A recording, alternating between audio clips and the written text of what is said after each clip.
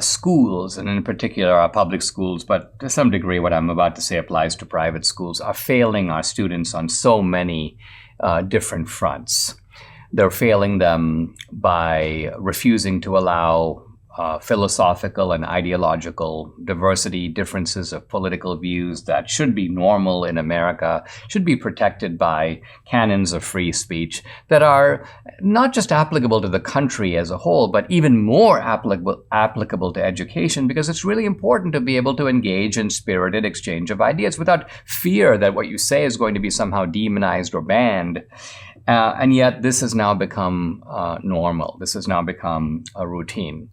But in a way, schools are failing students in the most basic way. They're not teaching them anything. They're not teaching them useful knowledge. They're not even teaching them interesting knowledge. They're not teaching them historical knowledge. They're not teaching them reading, writing, or arithmetic. And I have in front of me two exhibits I want to present to you. The first is a talk that was given by the historian Forrest McDonald in his Jefferson lecture. This goes back to 1987. He gave the talk in Washington, D.C. I was at the talk. And he's talking about the American founding period. And I just wanted to read a few lines because they're so eye-opening.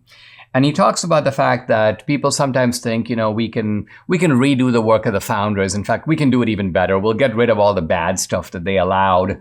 And McDonald says that before you say that, let's just pause to think about who these people were. He says, to put it bluntly, it would be impossible in America today, and he means for any generation alive now, to assemble a group of people with anything near the combined experience, learning, and wisdom of the 55 authors of the Constitution, that the 55 authors of the Constitution took with them to Philadelphia in the summer of 1787.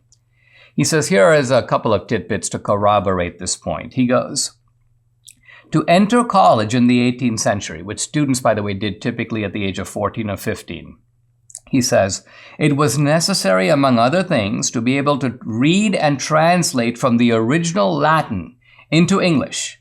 Now, he's quoting from the requirements at King's College, which is now Columbia.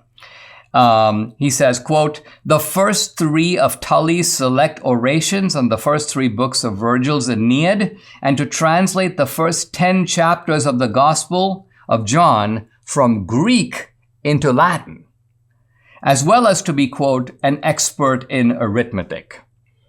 And basically, Forrest McDonald says, is there anyone in American universities today who can do this, who could meet this requirement? Probably not even one person, or one or two.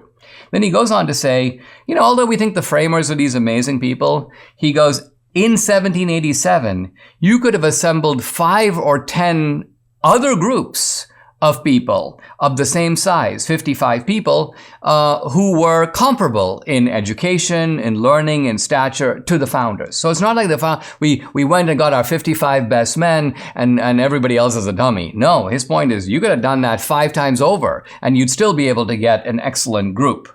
He says, remember, Jefferson was not at the convention in Philadelphia. John Adams wasn't there. Hancock wasn't there. This is John Hancock. Noah Webster wasn't there. Richard Henry Lee, Sam Adams, David Rittenhouse, Benjamin Rush, Fisher Ames, John Taylor, or John Jay. None of them were present.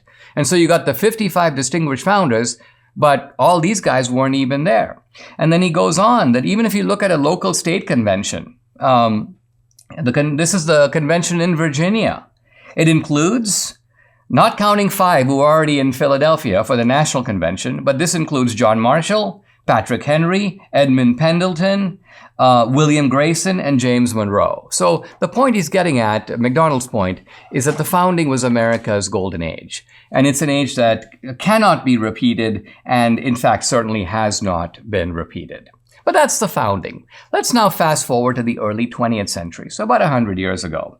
And I just came across, somebody posted and this is just from a school in 1910 or 1911, and these are the requirements for the 8th grade. The 8th grade. Let's compare it to what an 8th grader today could do. And I'm just going to read a few of the things that they ask you to do in the arithmetic, in the grammar, and the geography sections. Here are some questions. A man bought a farm for $2,400 and sold it for $2,700. What percentage did he gain? Now, a simple math problem. I think I could do this one in the 8th grade, but there are a bunch of them that I would have to work at. Write in words the following: 0.5764, 658.0965. A school enrolled 120 pupils, and the number of boys was 2/3 the number of girls. How many of each sex were enrolled? Again, a simple algebra problem. The number of boys is X, the number of girls is Y. You can work it out, but I don't think a whole bunch of 8th graders would do too well at these problems, particularly if you're doing them in a timed test. Let's go to grammar. What properties have verbs? William struck James. Change the voices of the verb. Adjectives have how many degrees of comparison? Compare good, wise, beautiful. Diagram. The Lord loveth a cheerful giver. I mean, I'd see a lot of students staring with mouth open, eyes wide, vacant looks. I look at these students and I think, well, I can see why American education is flat on its back.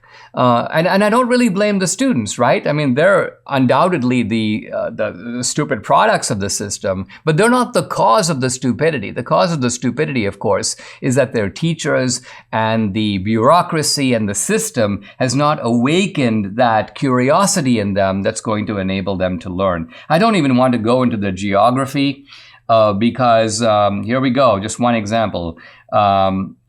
Name and give the capitals of states touching the Ohio River. I can't do that one. Now, in my defense, I wasn't born in the United States, and my comprehension of U.S. geography is still not what it should be. Debbie can probably do it, but I bet you most 8th graders could not do it. And this is true of all the geography questions that I see on this list. Every single one of them would be too difficult, and all of them together would probably stump just about anyone except a kind of geography whiz.